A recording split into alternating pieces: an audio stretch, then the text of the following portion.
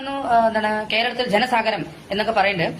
പക്ഷെ വേടനെ കുറിച്ച് ഒരു ഐഡിയും ഒരു വിവരവും ഒന്നും അറിയാത്തവരുണ്ട്. വേടൻ ആരാണെന്ന് പോലും അറിയാത്ത നമ്മുടെ കേരളത്തിൽ ഒരുപാട് ആൾക്കാരുണ്ട്.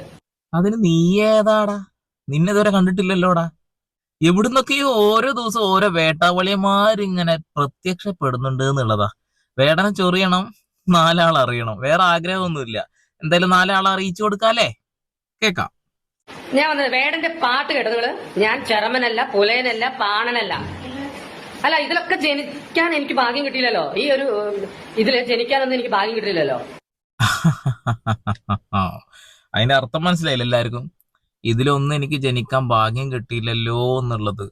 അവിടെ കുടുംബത്തിൽ പോയി ചോദിച്ചു നോക്ക് ഏതിലാ ജനിച്ചതെന്ന്. ചിലപ്പോ കണ്ടെത്താൻ ചിലപ്പോ കുറച്ച് പ്രയാസപ്പെടേണ്ടി വരും. അതുകൊണ്ടാണ് ഏതിലാ ജനിച്ചതെന്ന് പോലും അവന് വലിയ പിടിയില്ല. അമ്മാതിരി കൺഫ്യൂഷനാണ് അവൻ. എന്തായാലും അവിടെ പോയി ചോദിച്ചു നോക്ക്, ചിലപ്പോ പറഞ്ഞു